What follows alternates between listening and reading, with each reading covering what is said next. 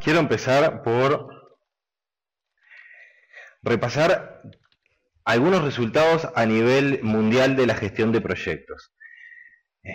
Más o menos debe ser unos 10, 15 años que yo trabajo en esta área. He tenido la suerte de estar en algunos de los países que están ustedes, en México, en Colombia, en Perú. Independientemente del país, todavía no he tenido la suerte de trabajar en este tema en Europa, donde hay algunos compañeros de acá. Independientemente del país, las quejas y los resultados son parecidos. Que me habían prometido el recurso y no me lo dieron, que tuvimos que hacer un retrabajo, que se tomó más tiempo, que me sacan de tarea a tarea, no me dejan terminar una cosa y me llevan para la otra. Entonces, independientemente, pasa el tiempo y las quejas siguen siendo las mismas. Entonces dije, bueno, voy a investigar primero un poco en internet a ver qué investigaciones, qué dicen las investigaciones a nivel mundial. Y lo que estamos viendo es, en el caso este de el Standish Group, que es una organización que está en Boston, Massachusetts, y recolecta mucho de lo que ocurre en los proyectos para, digamos, para construir un conocimiento mejor y perfeccionar el tema de los proyectos. Sobre todo, busca mucho las fallas, por qué fallan los proyectos. Entonces, yo puse dos acá, una del 95 y una del 2009. En el 95 los resultados de la investigación dicen que del 100% de los proyectos, 15% son exitosos, 55 fracasos y 30 cancelados. Por exitosos se refiere a que se cumple con las 3P, la de P de plazo, de presupuesto y de prestaciones. O sea que un proyecto que termina en el plazo establecido, en el presupuesto establecido y con las prestaciones establecidas es lo que se considera un éxito. Entonces, en el 95, 15% nomás de los proyectos eran exitosos. El 55 era un fracaso. Al menos fallaba en una de las P, en dos o en las tres. Y el 30% cancelados.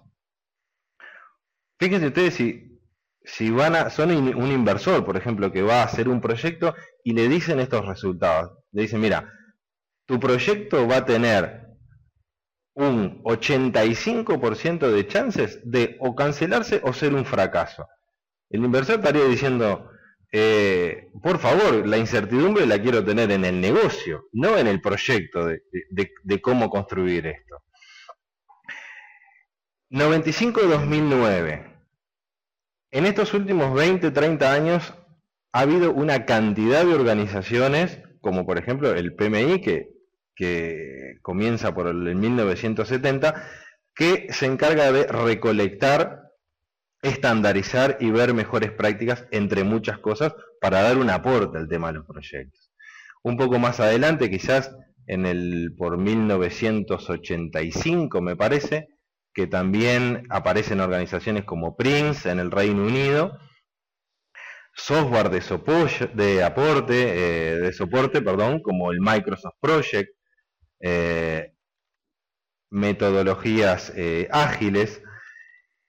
Entonces, uno esperaría ver, ya ahora a final muy cerquita, ahora el 2011, 2012, esperaría ver una gran mejora en los resultados.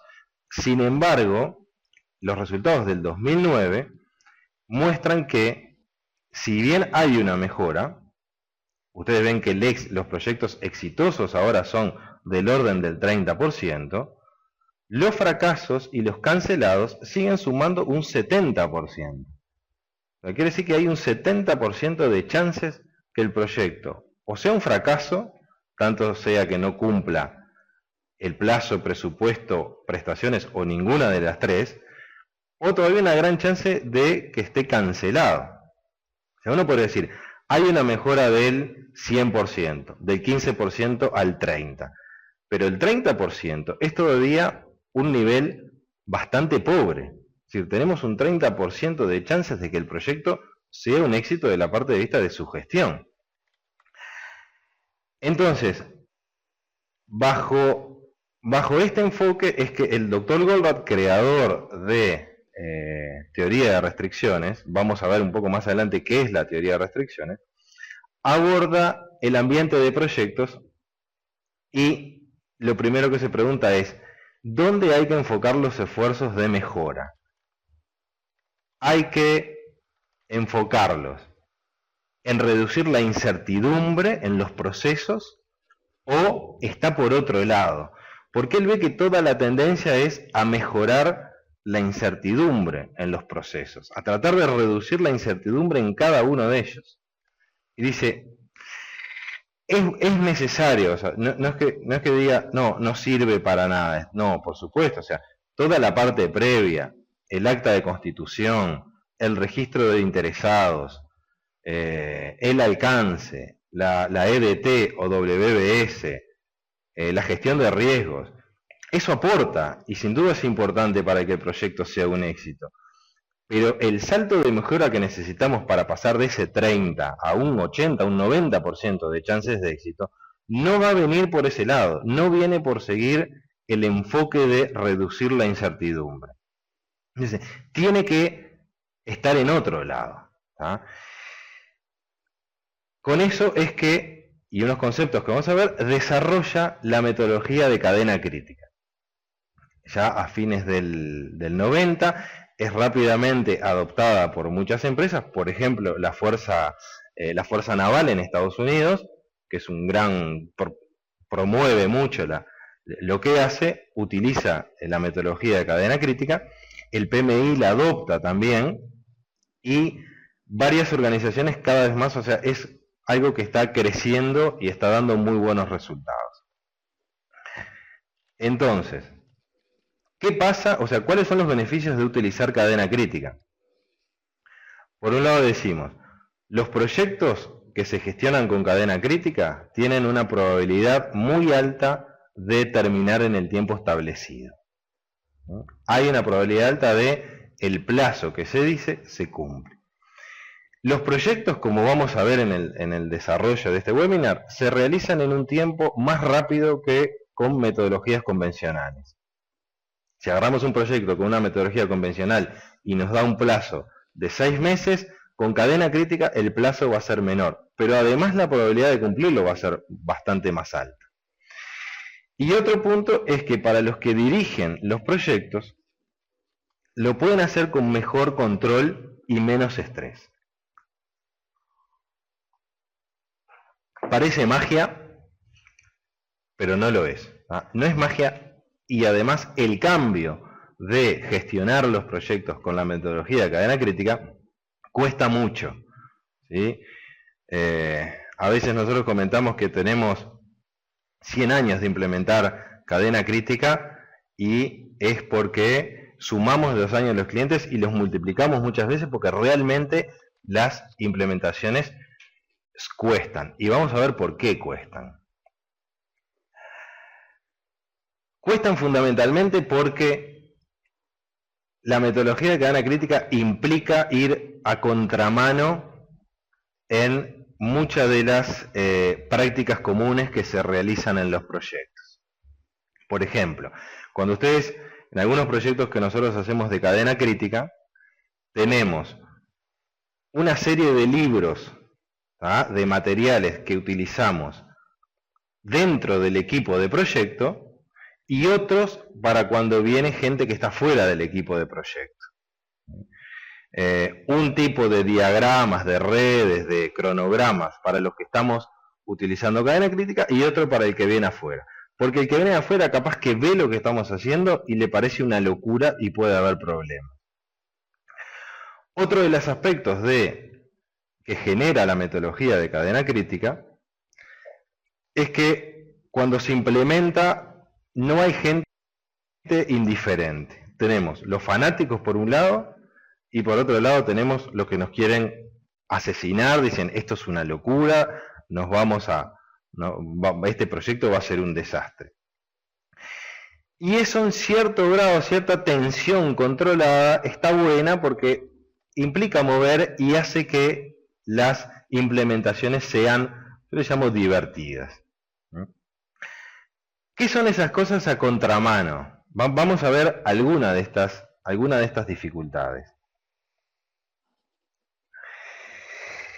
Antes de entrar en eso, quiero hacer un breve repaso de lo que es teoría de restricciones y de su creador, el Dr. Gorrat, porque van a ver que muchos de los conceptos que vamos a ver tienen sus raíces en el proceso de mejora de teoría de restricciones. El Dr. Elijah Goldratt fue el creador de la teoría de restricciones y, digamos, su primer novela que se difundió mucho en 1984 es La Meta. Es una novela de negocios, ¿tá?, que cuenta cómo un gerente de planta soluciona los problemas productivos y de relaciones humanas en una planta que estaba por quebrar, ¿tá? El Dr. Gorrat falleció en el 2011, pero recuerdo en una de las veces que pude estar con él en una conferencia, que muy contento me decía que el lanzamiento de La Meta en Japón se había vendido más que los libros de Harry Potter. O sea, La Meta es de esos éxitos que perduran en el tiempo. Debe haber más de 6-7 millones de copias vendidas, y por ejemplo acá en Uruguay, en las universidades privadas, en todas es lectura obligatoria en los MBA. Entonces, teoría de restricciones empieza a tener un boom bastante importante, y la base de teoría de restricciones, el concepto fundamental que el Dr. Gorrat explica en esa novela, es que un sistema, el máximo desempeño de un sistema, está determinado por muy poquitos elementos, muy poquitos. ¿Qué me refiero a esto? Si uno va a un sistema, a una empresa, y dice, bueno, por más compleja que sea, por más interrelaciones, por más causa y efecto, por más caótico, o sea, dentro del caos igual hay un orden, quizás un orden muy difícil de entender. Pero lo que dice el Dr. Gorrat, que viene de la física, es: hay en los sistemas muy poquitos elementos que si yo toco uno de esos puntos, impacto en todo el sistema. No hay que mejorar todo, por lo tanto, hay que mejorar solo unas poquitas lugares. Y ahí empiezan algunas cosas que se tornan difíciles en la implementación. Cuando uno adopta el enfoque de la teoría de restricciones en un sistema, sigue este proceso de mejora continua, que lo vamos a utilizar para ver algunos aspectos de cadena crítica, que es a lo que viene este webinar. El primer punto es identificar esa restricción, identificar esos muy poquitos puntos que determinan el máximo desempeño del sistema. ¿Qué hago una vez que los identifico? Es, en esos pocos lugares tengo que sacarle el máximo jugo. Solo a esos lugares me tengo que preocupar por ser eficiente, ¿sí? No en todo. Y ahí viene el tercer paso, que es, ¿qué hago con el resto? ¿Cómo se gestiona el resto de la organización? Porque si decimos que restricciones hay muy poquitas, todo el resto, ¿qué hace? Todo el resto lo que tiene que hacer es coordinar, trabajar para que las restricciones puedan ser eficientes. Eso quiere decir que, por ejemplo, si yo estoy en el área comercial y la restricción está en ingeniería, yo desde el área comercial no tengo que lograr yo ser eficiente. Lo que tengo que lograr es que ingeniería sea eficiente. Entonces, capaz que este mes yo puedo vender 50 productos, ¿sí?, pero lo que más le conviene a la restricción y por lo tanto a la empresa es que yo venda 40, y lo tengo que hacer. Entonces, este paso de la subordinación, que muchas veces se llama también, ya empieza a ser un paso contraintuitivo, ¿no? Porque hoy en día es muy habitual tratar de buscar los óptimos, las eficiencias en todos lados. Y teoría de restricción está diciendo, no, las eficiencias en el único lugar que me interesa es en las restricciones, y estas son muy poquitas. Una vez que hago esto, tengo que, si quiero seguir creciendo a un nivel superior, quiero seguir ganando más dinero,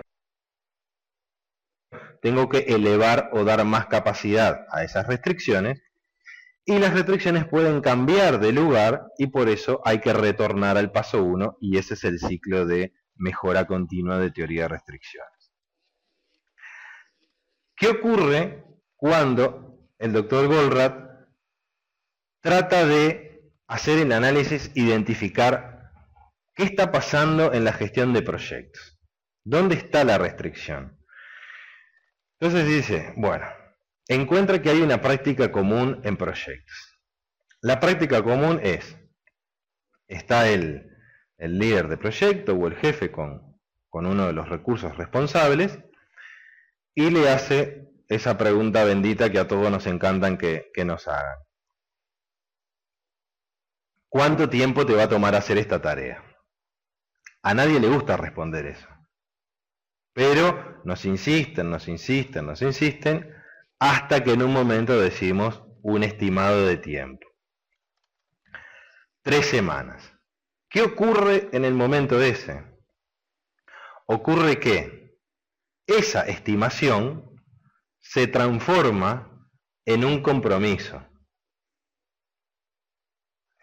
Y, perdón que me adelanté, eso que yo dije, esa estimación, se transforma en un compromiso. Entonces, ¿qué ocurre en las personas cuando hay esta práctica común? Lo que ocurre naturalmente es que cuando damos un estimado de tiempo, nos protegemos. ¿Qué quiere decir protegernos? Es decir, agregar tiempo adicional para cubrirnos de los imprevistos. Imprevistos siempre va a haber. Si no hubiera imprevistos, estaríamos en un ambiente de producción o de manufactura, ¿sí? Donde yo sé que una máquina tiene un promedio, una desviación y va a dar eso. En proyectos es la naturaleza de los proyectos, o sea, hay incertidumbre. ¿Qué tanto nos vamos a proteger? Y bueno, ahí depende. ¿Qué tan novatos seamos en el área de gestión de proyectos? ¿Qué tanto sea la pena o el castigo? ¿Qué tanto incertidumbre haya en el proyecto? Pero lo que sí ocurre es, quiero ir haciendo un resumen de lo que es la causa y el efecto del análisis del Dr. Goldratt. La práctica, la manera habitual de gestionar los proyectos. Dice, la manera de asegurar que el proyecto termine a tiempo es tratando de que cada tarea termine a tiempo. Repito porque este es un aspecto importante del análisis. La manera de que el proyecto termine a tiempo es que cada tarea termine a tiempo. Por eso, en la práctica común, las estimaciones se convierten en compromisos. Una vez que lo dijiste, yo te voy a medir para que lo cumplas. Eso hace que, por la incertidumbre y la naturaleza de los proyectos, uno se proteja. Ahora, ¿qué ocurre ahí? Ustedes saben que este tema de las estimaciones y los cumplimientos hay un tema de probabilidades. Si yo digo que algo me va a tomar 10 días, tendrá cierta probabilidad de cumplirse. Si digo 20, tendrá otra probabilidad, y si digo 30, otra. Basado en eso, deberíamos ver en los proyectos, que algunas tareas se terminan antes, otras se terminan a tiempo y otras se terminan tarde. Sin embargo, no se ven tareas que se terminen mucho antes. ¿Por qué? ¿Por qué ocurre eso? Lo que ocurre es que se desperdician todas esas protecciones, se desperdician en el desarrollo del proyecto, en la ejecución del proyecto. O sea, eso tan valioso que tenemos ahí entre las manos, todo ese tiempo de protección que tenemos en cada una de las tareas, de alguna manera, durante la ejecución del proyecto, se nos escapa como entre las manos, se nos desperdicia. ¿No? El doctor Goldratt en el análisis dice, los proyectos tienen tiempo de protección suficiente. Lo que ocurre es que se desperdicia durante la ejecución. Por lo tanto, lo que tenemos que hacer para mejorar no es seguir en el enfoque de la reducción de la incertidumbre, de sacar la incertidumbre de cada proceso. Lo que tenemos es que cambiar algunas prácticas habituales de cómo estamos gestionando los proyectos, para que toda esa protección que hay en el proyecto no se desperdicie durante la ejecución. Vamos a ver un mecanismo por el cual se desperdician las protecciones, que se conoce como la ley de Parkinson. Estiramos el trabajo hasta ocupar todo el tiempo que tenemos disponible. Yo creo que a muchos le debe sonar este tema, ¿sí? ¿Y cuál es el tiempo disponible? El tiempo disponible es esa estimación que vimos, que la compartimos en compromiso. Hay hasta una expresión en inglés, sandbagging, o que hasta se conoce como sandbagging completed work, ¿tá? Que es realmente la acción de aguantar la entrega de la realización del trabajo hasta un momento mejor, ¿ah? Imagínense que ustedes negociaron un tiempo y un presupuesto. Y fue bien, o sea, realmente tuvieron suerte en esta tarea y en vez de $100.000 gastaron 60.000. ¿Cuántos de ustedes van a ir y decir, señores, terminé, gasté $40.000 menos, gasté 40% menos? O sea, casi ninguno. ¿Por qué? Porque esta vez tuve suerte, pero la vez que viene no sé lo que va a pasar. Y si yo hago esto, la próxima vez, lo que va a ocurrir es que cuando estemos negociando un tiempo o un presupuesto, van a decir, esta persona se cubre demasiado. Vamos a recortarle la estimación que dio. Bueno, entonces, vamos a ver una solución a este tema para después entrar más en la solución global. Hoy en día lo que ocurre, lo que estamos viendo es una negociación entre el encargado y el gerente de proyecto, en el cual el encargado en un momento le da una estimación, un tiempo estimado. El gerente de proyecto utiliza ese tiempo para la planificación después de cierta negociación, y eso se transforma en una responsabilidad, ya en un compromiso para el encargado. Esto es lo que vimos que genera esta serie de comportamientos que hace que las protecciones se desperdicien a lo largo de la ejecución. Y después, cuando necesitamos las protecciones, no las tenemos. Entonces, ¿cómo rompemos este ciclo vicioso? ¿Tá? Eliminamos este tema y lo que hacemos es, el encargado, esa responsabilidad pasa a ser una responsabilidad del gerente de proyecto. El encargado tiene otras responsabilidades, ahora las vamos a ver, pero esa pasa a ser del gerente. El encargado lo que hace es, le da un tiempo estimado al gerente de proyecto, pero es el gerente de proyecto el que utiliza otro tiempo para la planificación. Definitivamente necesitamos hacer estimaciones para planificar, ¿no? Pero lo que no necesitamos es que esas estimaciones sean un compromiso. Este tiempo TE sub 2 que puse ahí, que el gerente de proyecto es el que utiliza para la planificación, es un tiempo mucho menor que el tiempo TE sub 1 que da el encargado.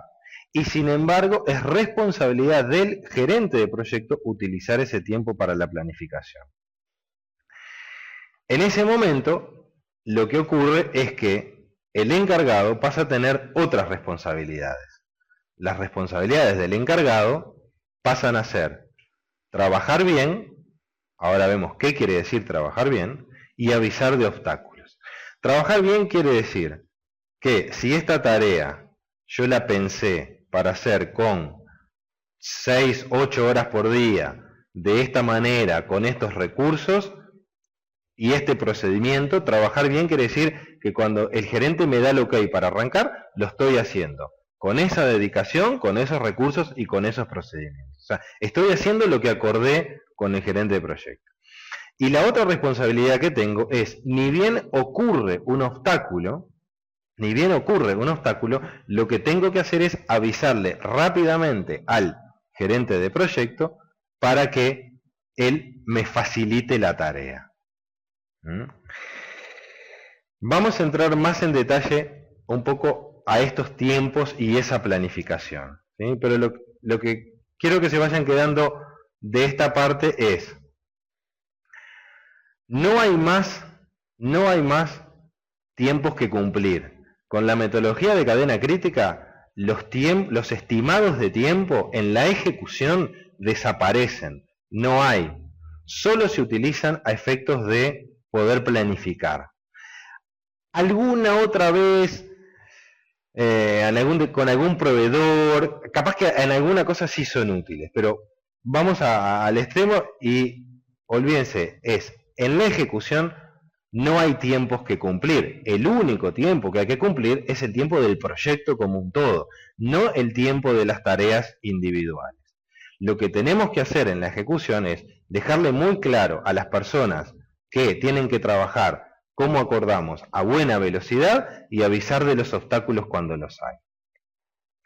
Por eso, en la planificación, ¿tá?, que vamos a entrar ahora, van a ver que vamos a utilizar, por un lado, estimaciones poco probables pero posibles, vamos a eliminar los compromisos y vamos a utilizar un sistema de amortiguación global y no protección local. Voy a tratar de seguir los pasos que vimos de la metodología de teoría de restricciones para que puedan comprender cómo el doctor Goldratt desarrolló la solución de cadena crítica. Les recuerdo, el paso 1, la restricción, en este caso se le llama la restricción, es la cadena crítica, un conjunto de tareas claves. El paso 2 es aprovechar. Aprovechar quiere decir no desperdiciar. Entonces, ¿cómo no se desperdicia? Una de las maneras es eliminando los compromisos y esos comportamientos que se dan. ¿Se acuerdan que vimos uno? El de la ley de Parkinson. Hay varios comportamientos que hay que eliminar. Y el paso 3 de la subordinación nos referimos a la utilización de los amortiguadores. Vamos a ver más en detalle. Acá yo les estoy mostrando un cronograma, una red pequeña de 7 tareas. Está la tarea que voy a marcar ahora. Esta tarea es una tarea que le hace un recurso que se llama A, y la estimación es de 20 días. Acá hay una dependencia lógica, una dependencia estructural. C no puede comenzar antes que A termine. C es una tarea que hace, esta tarea es una tarea que hace el recurso C y el estimado es de 8 días. Acá abajo hay otra red, hay otra parte de la red, hay una tarea que la hace el recurso B y el estimado es de 15 días, una el recurso D 10 días. Esta tarea la hace también el recurso B. Acá hay un solo recurso hay solo un recurso A, uno B, uno C, uno D, uno E y uno F. Y después hay un ensamble, una integración, ¿tá?, entre estas tres. ¿Ah? Uno de los primeros pasos que hace la metodología de cadena crítica resuelve el tema de las cargas en los recursos. Dice, la multitarea dañina. ¿A qué nos referimos multitarea dañina? Es, un recurso está haciendo esta tarea, lo interrumpen, lo sacan a esta otra tarea, lo interrumpen, lo sacan a esta otra tarea, lo interrumpen y lo sacan. Entonces, hay muchos recursos que están haciendo una multitarea dañina. Eso es un gran desperdicio de tiempo de las protecciones. Entonces, en la metodología de cadena crítica dice, esto hay que resolverlo de entrada. Y mientras más ocurra en la organización, más hay que resolverlo. Entonces, lo primero que hace es resuelve este conflicto en las cargas. O sea, dice, como recurso B hay uno solo, no puedo de entrada programar dos tareas que en el mismo momento del tiempo las esté haciendo el mismo recurso. Entonces lo único acá es, corrió una de las tareas. Siguiente paso. Tenemos que identificar ahora cuál es la restricción, es decir, cuál es aquel conjunto, aquel pequeño conjunto, ¿se acuerdan que restricciones hay muy pocas? ¿Cuál es aquel pequeño conjunto de tareas claves que determinan la duración total del proyecto? Entonces, se pregunta acá, ¿cuál es la duración más larga, tanto teniendo en cuenta la precedencia lógica como la carga de los recursos. O sea, una cadena, las tareas que componen la cadena crítica no solamente tienen dependencia lógica, por ejemplo, de inicio a fin. Puede ser que la dependencia también es de recursos. Entonces, identifica esa cadena. El paso 2, ¿se acuerdan que decía? Hay que aprovechar la restricción al máximo, no hay que desperdiciar. Entonces, ¿qué hace en este paso el doctor Goldbach? Dice, bueno, lo que tenemos que hacer es sacar esa seguridad, esa protección que hay en cada una de las tareas claves que conforman la cadena crítica, sacar esa protección. Y ahí es donde utiliza el concepto de estimaciones poco probables, pero posibles. O sea, cuando estamos estimando con la metodología de cadena crítica el tiempo de una tarea, lo que hacemos es utilizamos este tipo de estimados, poco probables pero posibles. O sea, estimados que sabemos que la probabilidad de que se pueda cumplir en el tiempo es muy, pero muy baja. Algo que ocurre es que en cadena crítica ninguna tarea termina a tiempo, sin embargo los proyectos terminan a tiempo. ¿Por qué es lo que importa? No que la tarea termine a tiempo, sino que el proyecto. Entonces, el paso 2, que es aprovechar, saca esas protecciones de cada tarea y lo que hace es, estoy mostrando ahí, voy despacio, es las pone protegiendo a el proyecto como un todo. Las pone al final de la cadena crítica, de las tareas de la cadena crítica. Entonces, resumo. Identifico las tareas esas claves teniendo en cuenta la carga de los recursos y la dependencia lógica.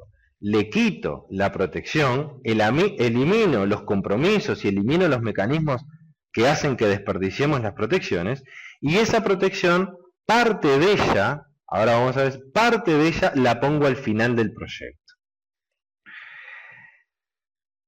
Todavía tenemos el paso 3. ¿Qué ocurre con todas las otras tareas?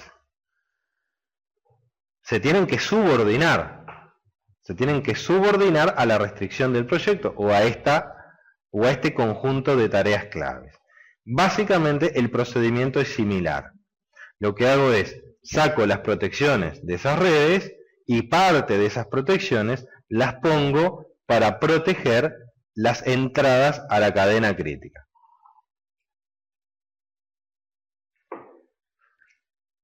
La duración del proyecto es menor, ¿tá? Es menor porque las protecciones que retiro de cada una de las tareas, no, o sea, parte de esa es la que uso en el buffer de proyecto, no es toda, es menor.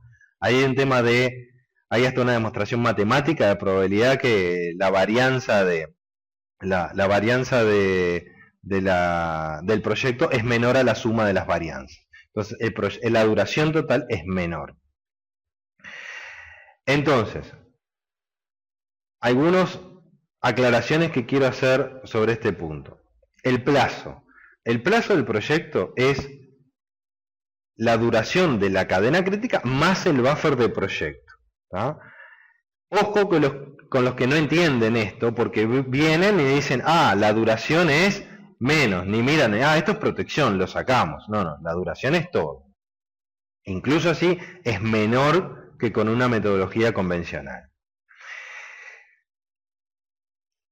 La cadena crítica, ¿tá?, es, en relación al conjunto de proyectos, un porcentaje muy chiquito de esas tareas. Estamos hablando que en un proyecto de 100, 150 tareas, las tareas que componen la cadena crítica pueden ser 10, 12. ¿Sí? Y ahí me voy al tema del foco. La restricción es lo único que importa. Entonces, el líder y el equipo, el líder de proyecto y el equipo, solo tienen que aplicar máxima velocidad y foco en un porcentaje muy pequeño de las tareas del proyecto. Todas las otras tareas lo que hay que hacer es velocidad normal y si hay algún obstáculo me avisan, pero nada más. Por eso es que se tiene mucho más foco y menos estrés. porque en un momento dado, tareas de la cadena crítica hay una sola. ¿Ah? Y es la que está concentrado a full el líder y el equipo. Sobre cadena crítica, una observación más es el doctor Goldratt, que fue un genio en todo lo que el conocimiento que desarrolló, no fue muy bueno en el tema de los nombres. Entonces, le llamó cadena crítica al libro de cadena crítica, le llamó cadena crítica a la metodología de cadena crítica, y le llamó cadena crítica a este conjunto de tareas claves, que quizás hubiera sido mucho mejor si le llamaba Terminator Task o cualquier otro nombre. ¿Ah? Cadena crítica, además, tiene en común con camino crítico el apellido. ¿Ah? Y a pesar de que, no sé, una jirafa africana y un hipopótamo africano tienen muchas cosas en común, son animales, son africanos, están en zoológicos, ¿ah? Tienen muchas otras cosas distintas. ¿Ah? Esta es una de las primeras batallas que damos. Cadena crítica y camino crítico son dos cosas que no tienen nada, o sea, que son muy distintas. Algún parecido sí, pero muy distintas. Vemos la planificación, a la gestión de buffers, a la gestión del proyecto, ¿sí? Y en la gestión del proyecto, nosotros queremos saber cómo vamos, ¿sí? Una manera es, por ejemplo, a través del valor ganado, ¿sí? En donde, si se recuerdan, voy a hablar solo del tema de los tiempos acá. Hay algo parecido para el presupuesto. ¿Se acuerdan que se utiliza el Scheduling Performance Index para tener una idea de cómo vamos en tiempo, ¿sí? Que era el valor estimado del trabajo realizado al día actual sobre el valor estimado del trabajo planificado. Y ahí miro cómo voy para cada una de las tareas. Con la metodología de cadena crítica se hace algo bastante distinto. Lo primero es cómo se mide el progreso. Para medir el progreso, ¿tá? No utilizamos ni el avance, ni las reglas 50-50, ni la 20-80. ¿Tá? Pensamos que eso es más bien para calmar la ansiedad. O sea, es la clásica, ¿cómo vas? Ah, voy bien al 40, voy bien al 70, voy bien al 80%. Y resulta que el último 10% llevó tanto como el primer 90%. Entonces, con cadena crítica lo que hacemos es, preguntamos, ¿la tarea está terminada o no? Y listo, con eso medimos el avance.